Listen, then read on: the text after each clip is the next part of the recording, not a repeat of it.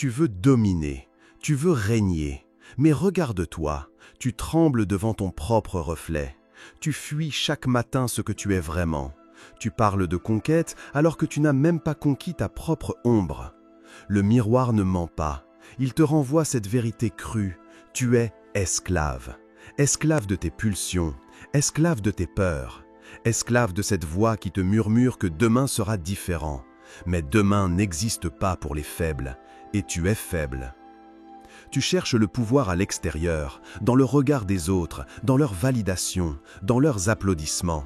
Tu mendies ce que tu devrais prendre, tu supplies ce que tu devrais imposer. Mais comment imposer quoi que ce soit quand tu ne peux même pas t'imposer le silence ? Chaque matin, la même défaite. L'alarme sonne et tu négocies. 5 minutes de plus, 10 minutes de plus. Tu commences ta journée par une capitulation. Tu te lèves vaincu, tu te couches vaincu. Entre les deux, tu joues à l'empereur. Pathétique. Tu parles de domination, mais tu ne domines rien. Pas même l'instant présent, pas même ta respiration, pas même ce battement de cœur qui s'accélère quand la réalité te rattrape. Tu es un roi sans royaume, un guerrier sans guerre, un conquérant qui n'a jamais quitté sa prison mentale. La vérité te brûle. Tu ne peux pas dominer le monde si tu ne domines pas d'abord le chaos en toi. Et ce chaos, il a un nom, il a un visage, il a une voix. C'est toi, l'ancien toi, celui qui doit mourir pour que naisse enfin celui qui mérite de régner. Le monde s'en fout de tes ambitions. Il s'en fout de tes rêves de grandeur. Il s'en fout de cette image que tu cultives sur les réseaux. Tu n'es qu'un bruit de plus dans le vacarme, un prétendant parmi des millions. Et tu le sais, personne ne viendra te sauver, personne ne viendra te couronner. Les autres sont trop occupés à gérer leur propre médiocrité pour s'intéresser à la tienne. Ils hochent la tête quand tu parles, ils sourient, mais derrière leurs yeux, le vide, l'indifférence absolue. Tu attends quoi? Une permission? Une bénédiction? Un signe du ciel? Le ciel est sourd, l'univers est muet. Et pendant que tu attends, d'autres prennent. Pendant que tu rêves, d'autres construisent. Pendant que tu parles, d'autres règnent. La solitude du pouvoir commence maintenant, pas quand tu seras au sommet. Maintenant, dans cette chambre vide, dans ce silence qui te terrifie, dans cette absence de témoins. C'est là que se joue tout, sans public, sans applaudissements, sans récompense immédiate. Tu veux dominer? Alors accepte cette première loi. Tu es seul, radicalement seul. Tes victoires, personne ne les célébrera. Tes défaites, personne ne les pleurera.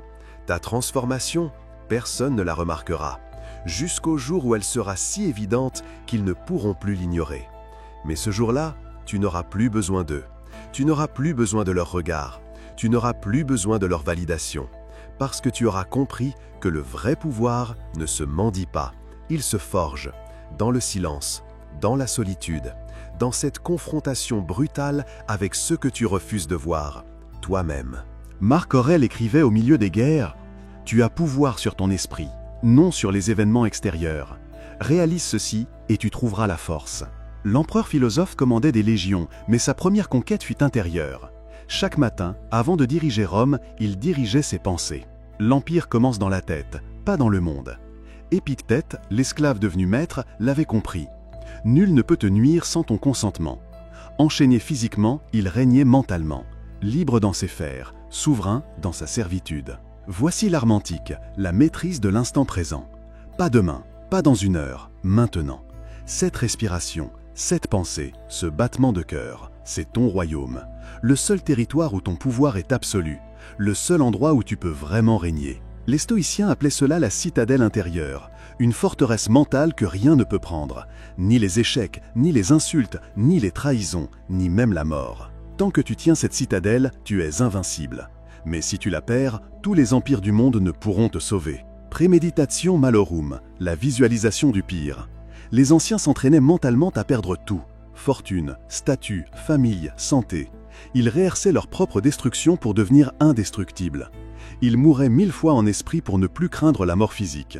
Cette discipline mentale, c'est ta vraie couronne. Sans elle, tu n'es qu'un tyran de pacotille. Avec elle, tu deviens ce que Sénèque appelait un rex, non pas celui qui règne sur les autres, mais celui qui règne sur lui-même, le seul royaume qui compte, le seul qui dure. Ferme les yeux, visualise, tu es dans l'arène. Pas celle de Rome, l'arène intérieure. Ton adversaire te fait face. Il a ton visage, ta voix, tes faiblesses. C'est l'ancien toi, celui qui négocie avec la médiocrité, celui qui capitule avant l'aube. Le combat commence à l'instant où la tentation frappe, l'envie de céder, de reporter, de fuir. C'est là que se joue la bataille, pas dans les grandes décisions, dans les micro-moments. Cette seconde où tu choisis le confort plutôt que la discipline, cette fraction d'instant où tu trahis ta parole. Tu t'entraînes comme un gladiateur mental. Chaque tentation repoussée est une victoire. Chaque pulsion domptée est un territoire conquis. Tu ne combats pas pour la gloire. Tu combats pour forger quelque chose de plus dur que le fer, une volonté inébranlable. Le champ de bataille est partout, dans cette assiette devant toi, dans ce réveil qui sonne, dans ce silence qui te demande d'agir, dans cette voix qui te supplie d'abandonner. Tu n'as pas besoin d'une épée, tu as besoin de cette froideur mentale qui dit non, encore et encore. Les légionnaires romains s'entraînaient jusqu'à ce que le combat devienne une seconde nature, jusqu'à ce que leurs mouvements soient plus forts que leurs émotions. Tu fais pareil, chaque jour, chaque heure. Tu répètes les gestes de la discipline jusqu'à ce qu'ils deviennent plus puissants que tes excuses. Ce n'est pas un combat que tu peux gagner une fois pour toutes, c'est une guerre perpétuelle. L'ancien toi ne meurt jamais vraiment. Il attend, il guette, il cherche la faille. Une seconde de relâchement et il reprend le trône. Alors tu veilles, tu montes la garde, tu deviens la sentinelle de ta propre âme. Tu crois avoir progressé ? Tu crois que quelques victoires font de toi un empereur ? Regarde mieux. Tu n'as fait que gratter la surface. Le vrai travail commence quand tu perds tes dernières illusions, quand tu comprends que la transformation exige plus que des efforts. Elle exige une mort. L'ancien toi doit mourir, pas métaphoriquement, réellement. Ses habitudes, ses schémas, ses refuges, tout doit brûler. Et tu dois tenir la torche. Tu dois mettre le feu à ce que tu étais, sans nostalgie, sans regret, sans regarder en arrière. Personne ne viendra te féliciter pour ce sacrifice. Personne ne comprendra pourquoi tu t'infliges cette épreuve. Ils te verront changer et ils auront peur, peur de ce que tu deviens, peur de ce miroir que tu leur tends, peur de leur propre lâcheté révélée. Tu perdras des amis, des habitudes réconfortantes, des échappatoires familières. Tu perdras cette version de toi qui savait se contenter de peu, qui savait se mentir avec talent, qui savait survivre dans la médiocrité. Cette perte est le prix non négociable. L'épreuve n'est pas dans ce que tu fais, elle est dans ce que tu refuses de faire. Refuser la facilité, refuser le compromis, refuser cette voix qui te dit que tu en as assez fait, que tu mérites une pause, que tu peux relâcher la garde. Cette voix ment, elle a toujours menti. Le dépouillement continue jusqu'à ce qu'il ne reste que l'essentiel, l'os, le nerf, la volonté pure.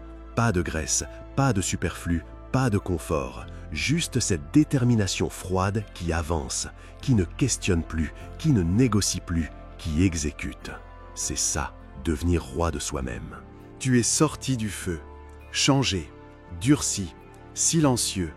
Tu ne parles plus de domination, tu l'incarnes, dans chaque geste, dans chaque regard, dans chaque silence. Tu es devenu ce que les anciens appelaient auctoritas, l'autorité qui n'a pas besoin de s'annoncer. Le monde n'a pas changé, il est toujours indifférent, toujours cruel, toujours sourd. Mais toi, tu as changé. Tu ne mendies plus son attention, tu ne quémandes plus sa validation. Tu avances, droit, seul, inébranlable, comme une lame dans la nuit. Ta couronne est invisible, forgée dans la solitude, trempée dans la discipline, polie par l'épreuve. Personne ne la voit, mais tous la sentent. Cette présence, cette densité, cette gravité qui fait que l'espace se réorganise autour de toi, sans un mot, sans un geste, juste en étant. Tu as compris le secret des empereurs philosophes. Le vrai pouvoir ne se prend pas, il émane de cette maîtrise intérieure, de cette citadelle mentale, de cette volonté qui ne plie plus, qui ne négocie plus, qui ne tremble plus. Tu règnes enfin, sur le seul royaume qui compte. Maintenant, retourne au monde, mais différent, transformé, souverain. Ne proclame rien, ne revendique rien. Sois, simplement sois. Cette force tranquille qui n'a plus besoin de prouver. Cette autorité naturelle qui n'a plus besoin de crier. Cette noblesse froide qui n'a plus besoin d'être vue. La domination commence ici, dans ce silence, dans cette solitude acceptée, dans cette discipline devenue nature. Tu ne cherches plus à dominer, tu domines, parce que tu es devenu, parce que tu as sacrifié, parce que tu as conquis en toi. Ne parle pas, ne tremble pas, règne.